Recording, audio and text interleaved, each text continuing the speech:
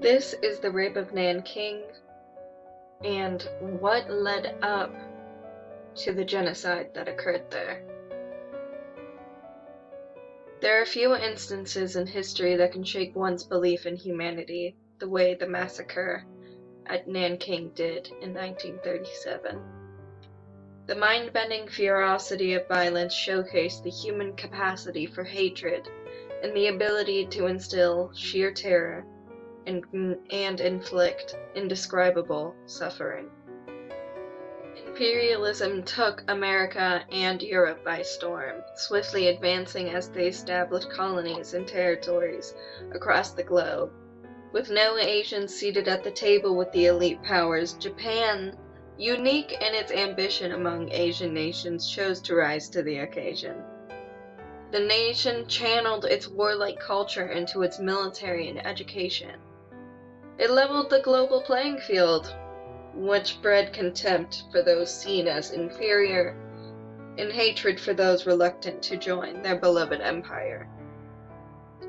Ravenous for expansion, Japan looked toward its neighbor, China, a nation racked by instability, foreign intervention, and multiple wars. China was no match for the emerging superpower, and Japan anticipated absorbing China in months. Tension and frustration mounted in the Japanese military over the slow progress of the campaign after the intense fighting and eventual fall of Shanghai. A wave of violence broke out over the city of Nanking on December 13, 1937. Tens of thousands were raped. As many as 300,000 were killed in an orgy of violence, requiring one to reach back into ancient history to find any parallel. Situational factors contributed to the scale of destruction. Westerners established the Nanking safety zone. Figures such as German businessmen and local head of Nazi Party Jenaveve, Minnie Valtrin of the Ginling Women's Arts and Science College, and Surgeon Robert Wilson of the University of Nanking Hospital. Their efforts mitigated the carnage and ultimately spared approximately 200,000 Chinese from victimization. Respect for civilians in warfare, however, was lacking on both sides. Japanese refused to respect safety zone initially, and the leaders of the safety zone had difficulty convincing the Chinese military forces to vacate. Several things could have occurred to safeguard the citizens of Nanking further and avoid the impending catastrophe. Tang Shi-chi, the general charged with the defense of Nanking, privately attempted to negotiate a truce with the support of the Americans and Europeans for a ceasefire to allow a peaceful retreat and to yield the city to the Japanese. However, his superior, Chiang Kai-shek, refused. Ideally, the Japanese would have occupied a deserted city, but of the population of 1 million in Nanking, nearly 500,000 people remained. Some were convinced that the Japanese would be better rulers, but most stayed because they were too poor and did not have the means to leave. The problem worsened when the Chinese adopted a scorched earth policy to deprive the Japanese of any valuable buildings near Nanking. This policy drove the poor in areas outside Nanking into the city since they had nowhere else to go. Tang ordered a coordinated breakout with collapse imminent, but the lines were already breaking, and poor communication prevented coordination. Chinese forces trapped in the city with civilian population, and some Chinese units, unaware of the general retreat, carried on fighting. This confusion further blurred the distinction between soldier and civilian to the Japanese. The battle for Shanghai was more complex and progressed more slowly than anticipated. The city had to be taken street by street. throwing off the timetable and frustrating the Japanese plan for speedy conquest. All of these factors combined to produce a city with pockets of hostile forces mixed with innocent civilians, while the seething Japanese army stood at the gate, ready to vent its rage on the trapped populace. What ensued was a nightmare of indiscriminate rape and murder. Soldiers shot randomly into crowds. Houses and stores burned down after locking occupants inside or driving them to the upper floors and tearing down the stairs in order to watch them jump to their deaths. Soldiers got inventive when it came for methods for killing, considering they saw it as sport and entertainment. On one occasion, after pouring nitric acid on one young man, soldiers followed him and mocked him as the acid ate away at his body. On other occasions, some victims were buried to their waists and were torn apart by dogs.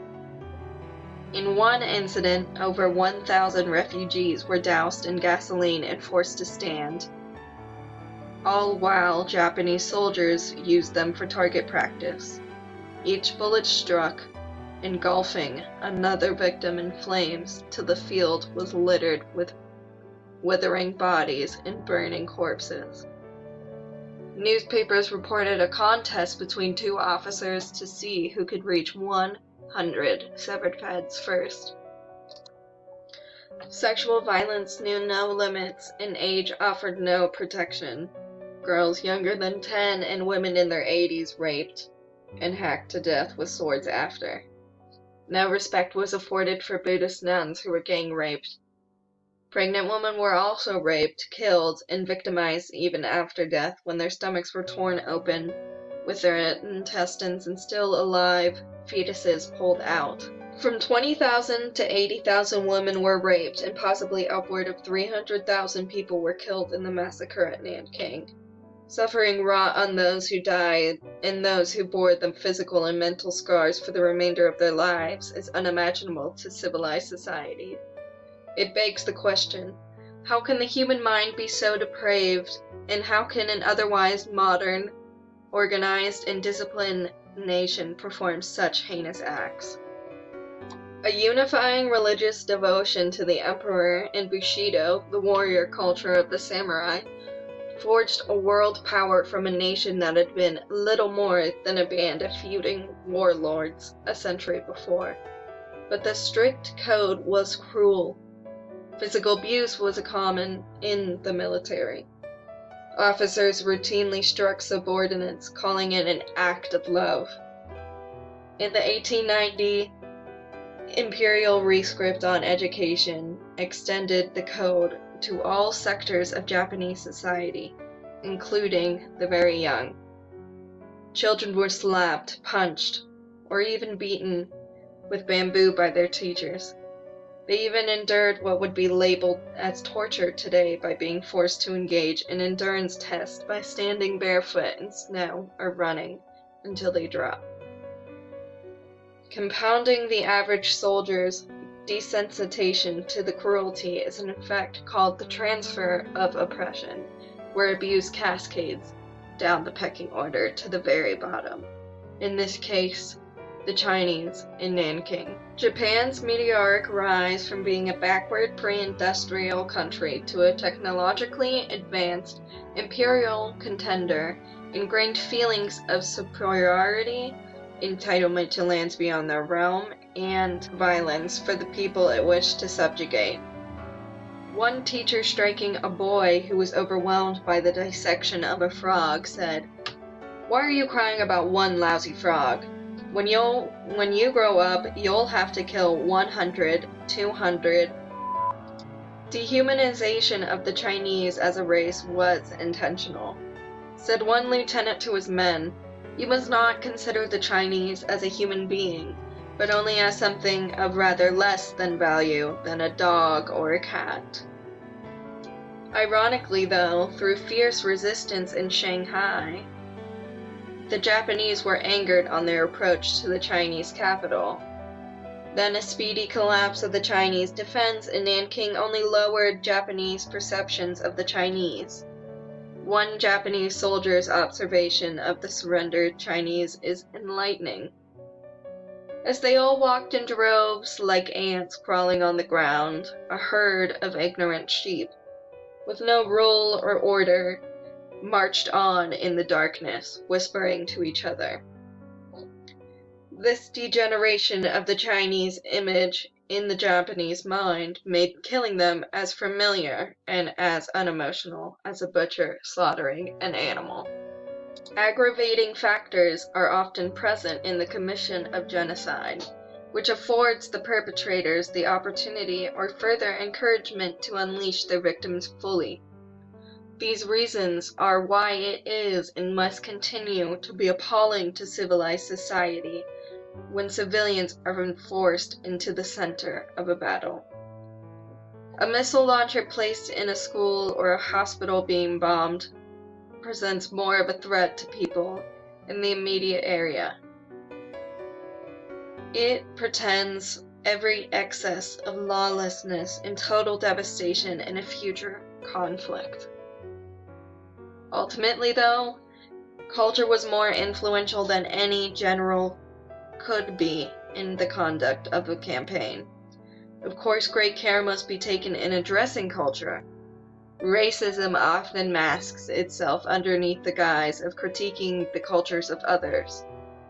Nevertheless, culture must be addressed because the culture in which a boy is raised will guide his hand as a young soldier later when it holds the power of life and death over another. The glorification of violence and the cheapening of human life are like a flint and steel held over a powder keg. They prime a society to commit the worst of all atrocities. Even if all the horrors of Nanking are forgotten, the world must not forget the values that held and the beliefs professed on the matter. Extreme views and the extreme circumstances of war can have horrific consequences.